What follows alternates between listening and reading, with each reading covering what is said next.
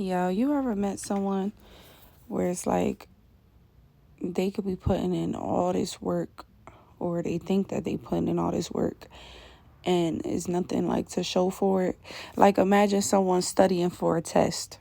They think that they're actually putting the information in their mind, but they're actually just breezing through the textbook saying that they're studying, and then come test time and they fail. Come test time, they freaking fail. Mm. People be studying and studying and studying for years. Okay, going through the same cycles for years, over and over and over. When it comes time for the test, for you to be tested, for you to fail the goddamn test after you've been talking about you've been studying for years, you've been being prepared for years. This is what be going on. This is really what is going on. Like, people are literally failing tests left and right, and they have been studying, they say, quote unquote, for years. For years. The point is, God gave them the book to study, but they ain't really actually studying. God gave them this tool to use, but they're not actually using the tool. God gave them a person to help them on their journey, but they're not using the person for the help. So now test time come and you failed. You failed. You failed. You freaking failed. And I dropped a video where some of you, it's an open book. The answers is right there. You still failed. It's right in front of you. Even if the thing I just wrote, the reading I just dropped, the message about what you want is right in front of you. It's like you searching and searching and searching for something, or studying and studying and studying for something, but you're not actually receiving the information. God is literally in front of your face, giving you things, guiding you, but you don't even realize that you're being led. That's a scary place. That's crazy right there. If you're not able to retain the information that is being presented to you or given to you, that's bad. How can God give you more knowledge if you don't even have space in your mind for the knowledge that he's already trying to give you? Some of you don't even have space. Your mind can't even hold this knowledge, and you want more things. You seeking for more. You want this, you want that. You already have it in front of you, and you don't even know how to use that. And then a lot of people, the thing is, they don't want to deal with that. They just want to pass the test. They don't want to do the studying process. We know how it was in school. You just want to go in and just pass. You like, I ain't going to study. I'm going to pass it anyway. There's some people, you might not have to study. You already know the answers and you going to pass. That's them folks. There are a couple of people that is like that, right?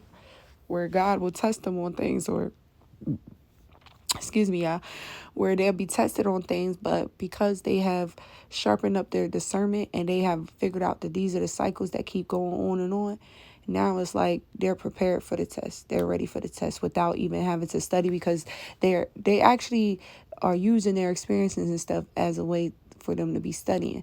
But some of you, it's like you're studying, but you're not actually retaining the information that you're reading. So you're not really learning it. It's not really processing in your brain.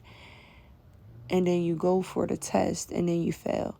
And then some of you, you get upset that you failed, knowing that you didn't actually pay attention, knowing that you wasn't actually curious to learn what the professor or the messenger was telling you or teaching you. You didn't want to actually look up to what was in your face, what was already presented to you. You just was like, oh, let me just study. Let me get this out the way. I got this, blah, blah, blah. Some of you, yeah, some people, they just like, oh, let me get this out the way. I'm going to pass, whatever. Let me just breeze through this little study book really, really quick. You know, very egotistical, very arrogant, thinking that they just go and have it together. And then boom, you get that test back and it's a F minus, actually.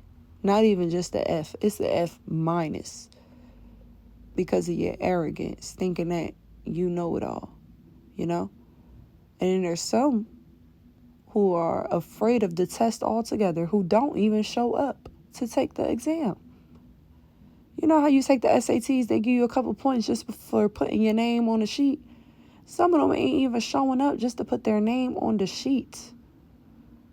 Okay, they're not even in attendance, and then still got the nerve to be upset with their life because they're not moving on in life. But it's because you're not trying to study and take any test. You're going to be tested. You have to get through the test. You have to. How are you upset that your life is in the same way, or you're still dealing with past trauma or past hurt and pain, when you're not showing up to class when God is trying to teach you or show you how to heal that pain? Baby, it's not rocket science. Like, open up your eyes. There's literally help right there. That's why it feels like an open book test for some people, because it's literally help right there. You literally have someone already in your life that God has sent in to help you. But some people are still just living in their misery. And then some people are arrogant, where they're like, why do I have to even go through this test? I just want to be blessed. And then some people are just like know-it-alls, where they feel like, oh, I'm going to just scram through this little study guide. I ain't got to really study. Like, I'm good. I got it. I know everything. And then they got a big old F minus. And this ain't the time to be thinking that you just know everything and you could skip the lessons and you just gonna jump to point C when you ain't make it to A or B yet. That's like thinking you finna get a home run and you ain't even hit the ball. You didn't even show up to first base or home base to hit the ball. Do y'all get what I'm saying? It's like you want the blessings and everything that comes with. You want the happy ending. You want a good love. You want a good career. You want a good life. But you're not even at the home base to hit the fucking ball. You want a home run. You want to win the series. But you're not even on base prepared when the pitcher throws the damn ball at you. You're not even in your position. You done left your bat home talking about, oh, I'm going to get a bat from somebody else on the team. Then you get there, they don't got no extra bats. You're not even prepared. There's people that's literally thinking, oh, I got time. Oh, I'm going to use someone else's. Like, just trying to skip through the test, trying to skip through them having to hit the bat. Like, no, you got to get in that position and you got to do the work so that you can run to your base. And even some of y'all, you're going to get there to hit it, but you ain't going to even get a home run. You're going to go right to the first base and sit your butt there until it's time to go to the next one and the next one and the next one. You better hope that you even make it all around before your ass get tagged out. Shit. You know? But it's like, for the folks that don't even want to make it to class to be healed, you know, to heal the childhood trauma or heal the heartbreak and stuff like that, is just like, well, what you want us to do? What do you want me to do? Even if you're someone that's listening to me and you're in this energy, it's like, babe, what do you want me to do? It's nothing for me to do. You got to seek God at this point. This is a God only situation that you're dealing with. If you're someone that is not even trying to make it to the SAT exam to put your name on there, I can't. What am I supposed to do? Drag you out? This is the thing that people got to understand about God and about Jesus. They're not about to be following and chasing you down for you to accept them in your life. They're not. God and Jesus will drop hints to let you know what's going on. They will strip you of things. They will allow things to happen to test your faith, to see if you're actually a believer, to see how you can deal with many different stages. You know, especially if you are a chosen one or you have a big mission on earth to heal his people. Then he might be a little bit more patient, but he is still not about to be beasting. You get what I'm saying? God is a God that knows his value. He knows that if you choose me, you will have a good life. You will have eternal life. You will have happiness. You will have peace. If he is the good thing, you need to go seeking him. It's so many words in the Bible that tell you about seeking the kingdom of God. It is our duty as humans to seek God. If we do not seek, we will not find. So If you're not curious to seeking it, you ain't gonna find nothing. God is not about to just be coming into your room, sitting on your bed, telling you, come on, come on, come on, serve me, praise me, worship me, accept me, I'm love, I'm here. He's not about to be doing that. He is not. You're going to go through some things. You're going to go through some tests. You're going to go through some trials and tribulations. You're going to be humbled. And then you're going to come to a point where you're going to be like, oh my gosh, what is going on? Or Jesus at that point, or God might reveal themselves to you in a certain way after you done been through everything. And even still at that point, they're still going to give you a choice to say that you want to live a righteous life. They don't got no gun to your head. They don't got no knife to your head. We have free will. As much as God wants his children to be saved, he understands that not everybody is going to seek him.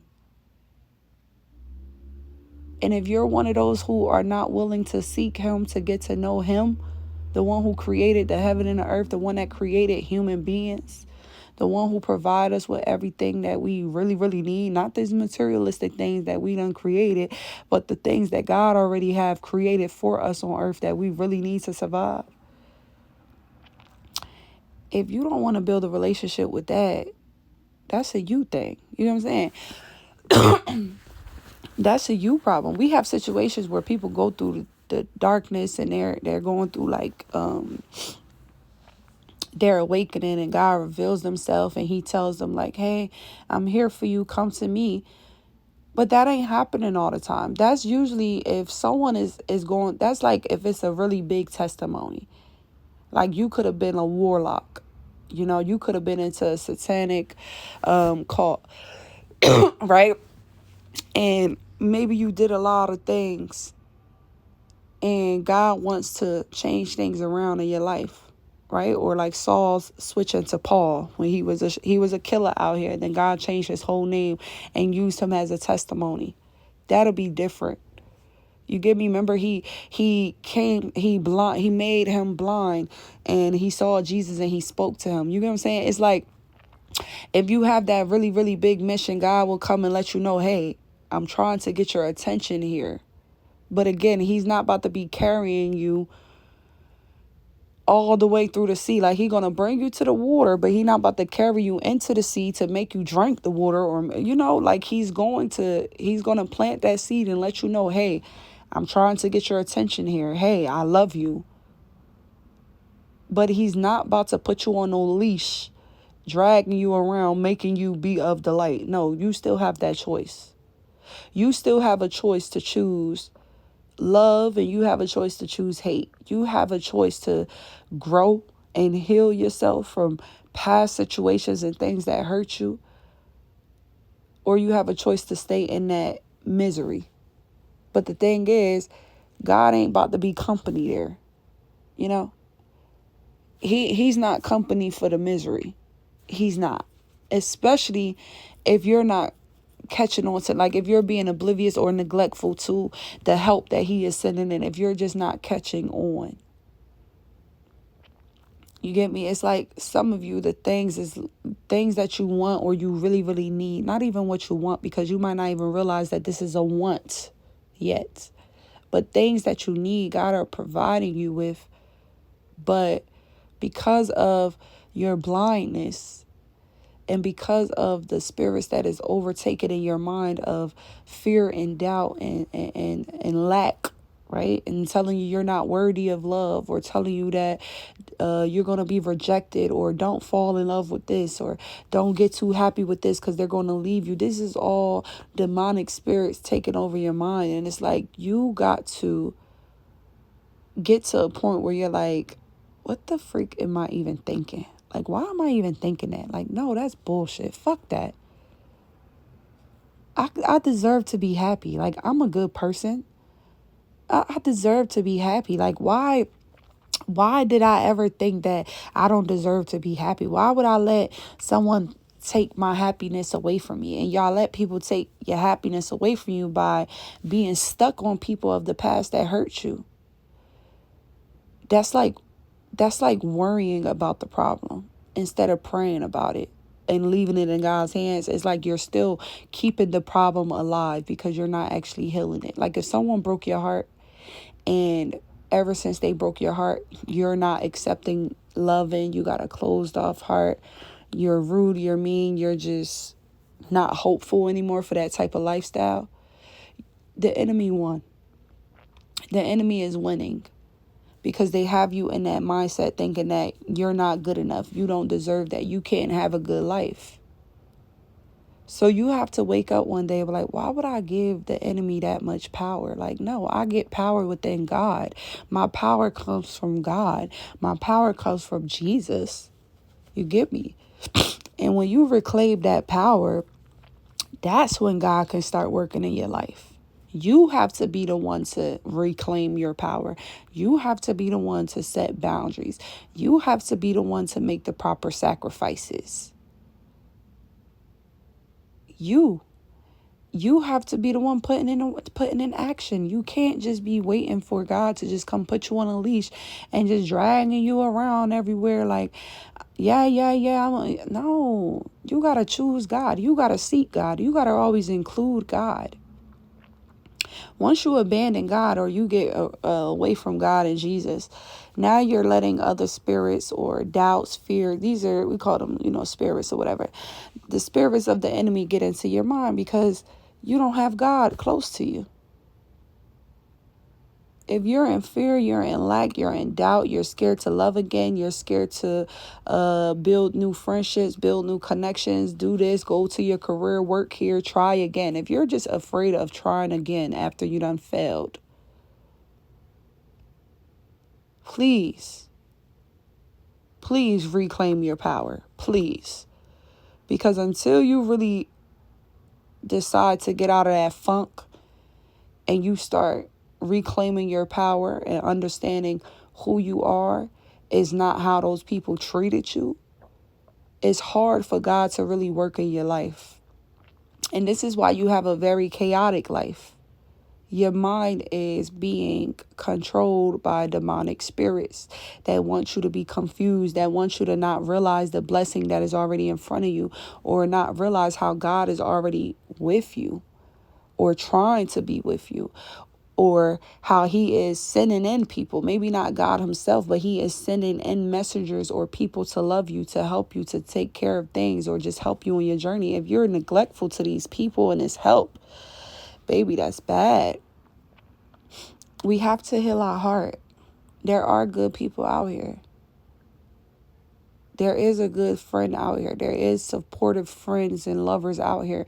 We just need to make sure we're healed enough so that we're able to identify when it's real love versus fake. When it's a real partnership versus fake. When it's an opportunity versus an opportunist. You get what I'm saying? When it's a liability versus an asset, we have to be able to discern properly. Once we get our discernment sharp, now we'll be able to see, oh, God sent this person to help me here. Oh, God sent this person for this. Oh, I'm doing this for this reason. But if your discernment is not sharp, you're not going to be able to recognize why God sent this in, or why God is doing this, or why that rejection was actually your protection. Like some of you, you're crying over spoiled milk and that person rejected you because they wasn't your fucking person. Or that company rejected you because God never wanted you to work for them. He knew that they was going to not pay you what you deserved or something like that. Or that friend rejected you whole time. That friend is sneaky, conniving, and they was an opportunist anyway. But because your eyes is not sharp enough for you to discern, you crying over spilled milk. Spoiled milk, spilled milk, shit. Either way, it ain't a perfect glass of milk. It's spilled and it's spoiled. It's useless. It's a waste. And while you're over here crying about spoiled and spilled and bullshit ass milk, you are missing out on the blessings and the real glasses of milk that's upright, ready for you to drink. Stop focusing on the problem because you're making it become a bigger issue. Focus on God. Focus on healing that. Focus on understanding that you're worthy of love. Just because someone cheated on you or left you or did you dirty in a relationship or in a friendship, you're still worthy of friendships. You're still worthy of love. Like, you deserve to be loved. You deserve to be understood. You deserve to have that safe space where you feel like you could be vulnerable and open and someone is not going to just leave you or play you out. But you got to change your mindset first. You got to go through that flush of the body, of the system, of the mind, so that you can reclaim your power. A lot of you need to reclaim your power. And I'm getting that this is for many of the masculines, like men that listen to me or don't listen to me. Maybe this is your first time listening to me, or it's not your first time. But I'm getting that a lot of men need to go through a spiritual cleanse, a flush. Maybe you should go on a fast. Fast for a weekend with just drinking water, just so that you could get clarity. Maybe you got too much going on. You're feeding your system with too much, and God just wants you, don't even feed your system with food right now. Just clear it out so he could give you clarity on a situation. Just do it for like a weekend. Friday, Saturday, and Sunday. If that's too long, do one day. God knows your heart. He sees what you're trying to do. And then if you go that whole full day, see if you could go another day. If you can't go the whole full day, just do a half a day. But set the intention, on what it is that you're actually doing. But yeah, I just wanted to jump in really fast and just share that with y'all. That's kind of like a add-on to the messages that I did drop. So yeah, it just seems fitting, and I just needed to come in because it's just, the attacks, the spiritual attacks is getting sharper, and some people, they're not able to really see that they're worthy of these things. The enemy has stripped them of hope. The enemy have stripped them of love, and have them thinking that they're not worthy. And I don't want people to fumble or mess up any good things or connections that God is sending in, because your heart is closed off. Your heart is cold because of what happened in the past at that job, or what happened in the past with that family member. God is going to bless you with a whole new family that will receive and love you, but you got to believe it. God will bless you with a true friend that you won't have to worry about. Like, your old friends wasn't it, but God will set you up with real friends that is on your vibe, where y'all are all positive. You could have been someone that, like, you were the most positive out of your friend group, and this is a sacrifice you had to make, leaving them behind. You get me?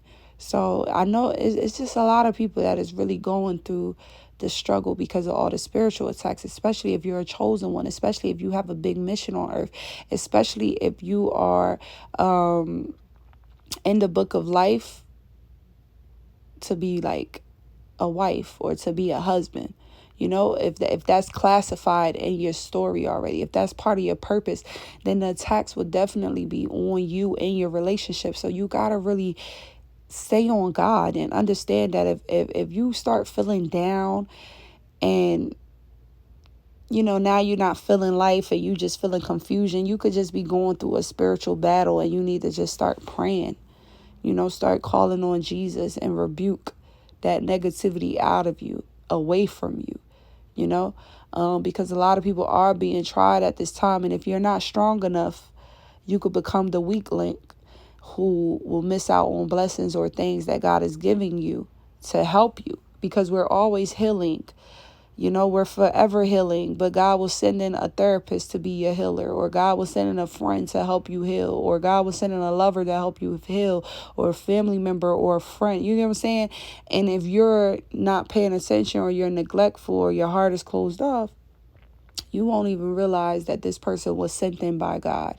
And it's worse when people do realize that this is sent in by God, but their mind is so conflicted where they're rejecting it. They're pushing it away. It's too good to be true. This partnership is too good to be true. This job opportunity is too good to be true. So now you're backing away from it. This love seems too good to be true. So now you're backing away from it.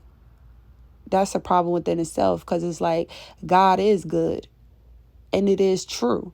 So if you don't believe that God can do some marvelous things in your life, the enemy is already controlling your mind. If you think things are too good to be true for your life, the enemy is already controlling your mind. If God is blessing you with good things that make you feel like this is too good to be true, the enemy is going to play on your mind, because look, you have a big blessing. You have big blessings with your name on it. So you need to be hip to the attacks and the tricks that the enemy will do to get you out of your spots. All right, y'all. Catch you on my next video. Bye.